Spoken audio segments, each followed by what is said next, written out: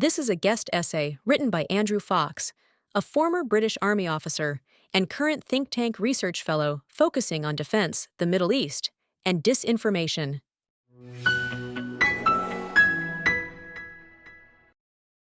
On March 31st, UNRWA, the UN Agency for Palestinian Refugees, reported that 2 of its employees and 8 Palestine Red Crescent Society first responders were killed by the IDF. All in all, 15 bodies were recovered from a mass grave. The Palestine Red Crescent Society stated that all 15 bodies had gunshot wounds and that the emergency vehicles were also buried. It was later reported that 14 bodies were recovered, comprising 8 members of the Palestine Red Crescent Society, 5 from civil defense, and 1 UN agency employee. The same day, IDF spokesman Lieutenant Colonel Nadav Shoshani issued a statement on X, claiming, quote, "The IDF did not randomly attack an ambulance on March 23rd. Let me walk through what happened step by step. 1. Last Sunday, several uncoordinated vehicles were identified advancing suspiciously toward IDF troops without headlights or emergency signals. IDF troops then opened fire at the suspected vehicles. Earlier that day, cars that did not belong to terrorists were coordinated and passed safely on the same route. 2. Following an initial assessment, it was determined that the forces had eliminated a Hamas military operative, Mohammed Amin Ibrahim Shabaki, who took part in the October 7th massacre, along with 8 other terrorists from Hamas and the Palestinian Islamic Jihad. And 3, after coordination between the IDF and international organizations, the evacuation of bodies was carried out. Then, on Saturday, the New York Times published a video that purported to be from the mobile phone of one of the workers who had been killed. Following the release of the video, Shoshani said that the incident had been reported to the Fact-Finding and Assessment Mechanism. More on that soon. Some notes on the video itself. First of all, it is unconfirmed. It shows aid vehicles with lights on, approaching what appears to be another emergency vehicle pulled over at the side of the road, also with emergency lights on. This all aligns with what we know and what has been admitted by the IDF. Times of Israel military correspondent Manny Fabian reported the IDF's initial findings. To paraphrase his report, on March 23rd, the incident occurred during the resumption of fighting in Gaza and a new offensive in the Tal al-Sultan neighborhood of Rafah. Golani soldiers, as part of 14th Armored Brigade, laid an ambush on a road in Tal al-Sultan at around 4 in the morning. At that time, several ambulances and civilians passed by without incident. At around 4:30 in the morning, a Hamas police vehicle drove through the area. Golani soldiers exchanged fire with hostile combatants, killing 1 and capturing 2 others. The Hamas vehicle remained on the side of the road. At around in the morning, the convoy of ambulances arrived in the area, and the soldiers opened fire thinking they were a threat. Drone operators flying a UAV overhead had reported to the Golani soldiers that the vehicles were moving toward them in a suspicious manner. The initial investigation claims that the soldiers were surprised by the convoy stopping on the road next to the abandoned Hamas vehicle, and several suspects disembarked quickly and ran. This is confirmed in the video. The soldiers were unaware that the suspects were unarmed medics. The IDF acknowledges that its statement claiming the ambulances had their lights off was incorrect and was based on the testimony of the soldiers involved in the incident.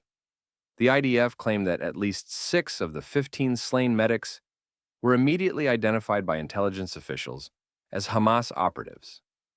According to the initial probe, the shooting did not take place at close range, and the troops did not carry out any executions. After the firefight, a deputy battalion commander in Golani, with his troops, collected the bodies into one spot, covered them with sand, and marked the burial spot. The IDF states that burying bodies is an approved and regular practice to prevent wild dogs and other animals from defiling the dead. Finally, the IDF then notified the UN of the burial spot for them to come collect the bodies. The following day, the UN was unable to find the location, and Golani forces were busy with another task. The UN was then called to return several days later to collect the bodies. They were recovered in coordination with the IDF. Fabian's report states that the IDF accepts the medics were unarmed. In the video, however, We see one of the figures fleeing an ambulance carrying what might be a long-barreled weapon. That said, armed security guards are allowed in Gaza, and it would be natural for a security guard to return fire when being shot at. One thing is clear: further investigation is needed. This is where the fact-finding and assessment mechanism comes into play. The fact-finding and assessment mechanism is the IDF chief of the General Staff's Organization for Investigation of Exceptional Incidents during the conduct of hostilities. It exists to identify and report on systemic issues to minimize the possibility of recurrence. Following the accidental World Central Kitchen Aid convoy strike on April 1st, 2024, the fact-finding and assessment mechanism investigated and published a report within 48 hours. This report resulted in updated targeting procedures and improved coordination between humanitarian convoys and the IDF.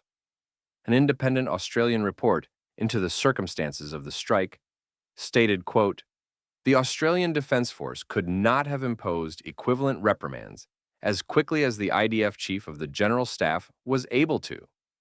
The fact-finding and assessment mechanism is external to operational command. It can only be activated by the Military Advocate General or the Chief of the General Staff.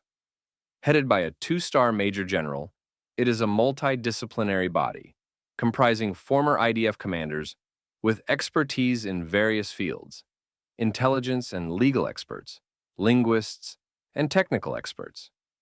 It is also a legally established body, and both soldiers and civilians have a legal duty to cooperate with their investigations. There is statutory privilege for fact-finding and assessment mechanism investigations. Evidence given cannot be incorporated into legal proceedings. The fact-finding and assessment mechanism will return a report to the Military Advocate General, who may then commence a full criminal investigation when required. An exceptional incident is any incident that could raise a charge of possible illegal conduct or military procedural misconduct. As of July 2024, when I visited the fact-finding and assessment mechanism, there were 300 incidents being actively investigated by the fact-finding and assessment mechanism, with over 1,000 more on which they had received initial information. The fact-finding and assessment mechanism is a permanent investigatory body akin to those temporary investigatory processes established in Australia, Brereton, and the UK, Haddon Cave. The Brereton Report was commissioned by the Inspector General of the Australian Defence Force to investigate war crimes by Australian Special Forces. It began in 2016 and delivered its report in 2020. The UK Ministry of Defence commissioned the Haddon Cave Independent Inquiry to investigate alleged Special Air Service Regiment war crimes in Afghanistan. It was established in 2022 and is ongoing. These two inquiries give a clear parallel to Israeli investigations of war crimes. They demonstrate the length of time required to give an equitable legal outcome in such investigations. This is not a quick business. Possible war crimes most usually have no sterile crime scenes, few easily identified or interviewed third-party witnesses, and often have little evidence other than participant eyewitness accounts.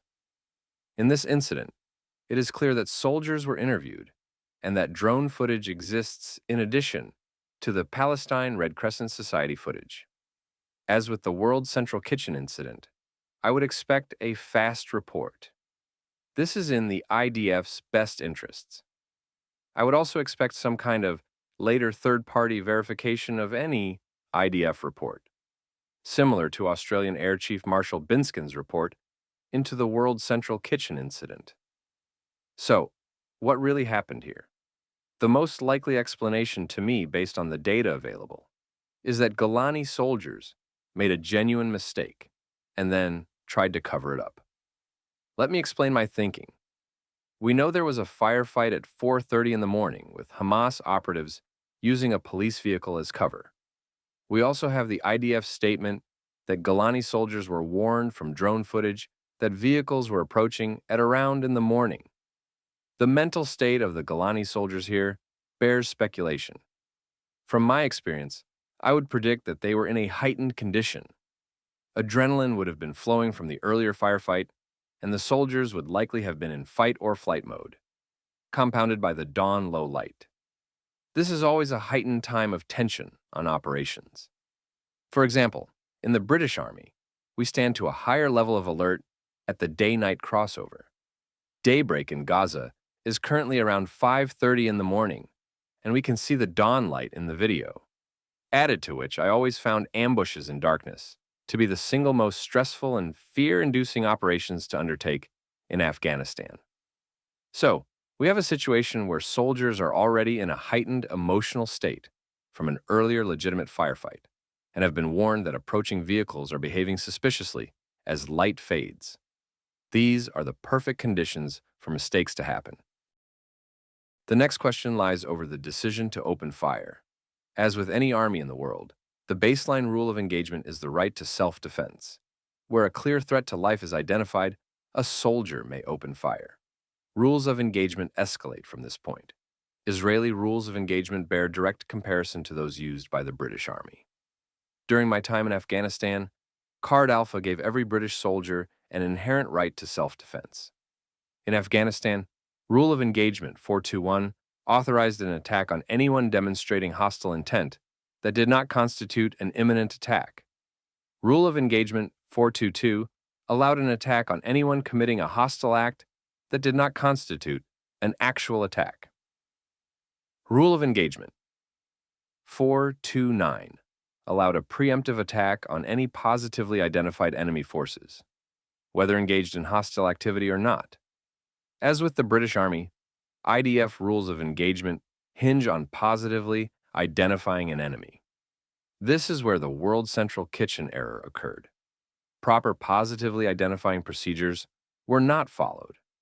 However, if there were armed security guards as part of the Palestine Red Crescent Society convoy, on seeing a weapon, it is possible under the circumstances that an IDF soldier could have genuinely believed there was risk to life. Alternatively, their rules of engagement may have allowed for opening fire under any genuinely held belief of enemy combatant status.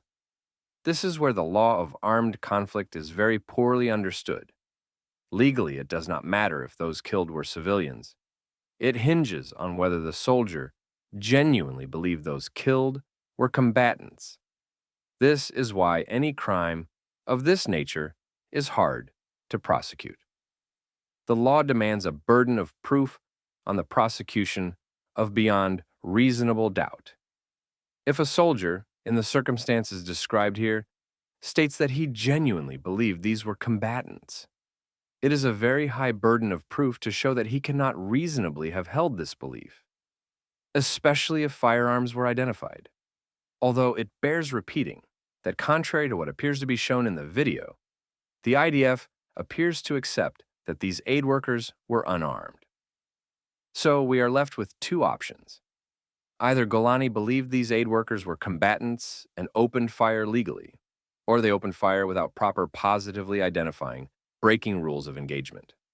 The third option, of course, is that rogue elements in Golani opened fire and knowingly murdered aid workers in cold blood. Given all the other circumstances I have outlined, the heightened tension, the drone reports, the low light, this option is likely impossible to prove unless the soldiers openly admit it. The IDF investigation will likely be left with one of the first two options. This incident may also point towards a loose approach to opening fire, but it bears repeating that rules of engagement can often permit this, quite legally.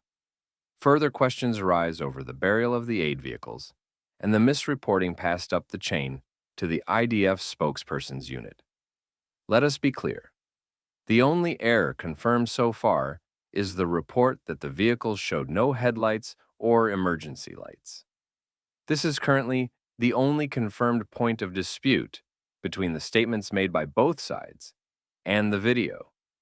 The IDF has already admitted that their first account was incorrect.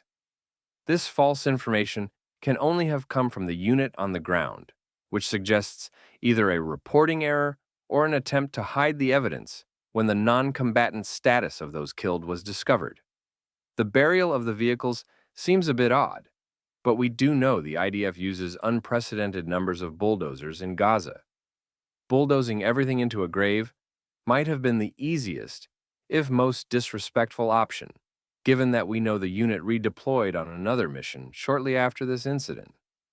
Therefore, my assessment on the evidence available so far is that this was either a genuine misidentification of combatants by troops in a heightened state of alertness, or a failure to carry out proper emergency convoy coordination and positively identifying procedures, and either a lie or a failure in reporting of the circumstances regarding the vehicle lights. Of course, this may be a genuine war crime. It might also be that the emergency workers were actually Hamas operatives, and the IDF has done nothing wrong other than misreport the lights on the vehicles. Either way, the fact-finding and assessment mechanism has been proven highly reliable in the past, and the truth will come out. A final point bears repeating: incidents like this would be far less likely to happen if Hamas did not routinely commit the war crime of misusing emergency vehicles as taxis. Tragic mistakes happen in war. I would bet that this is one of them.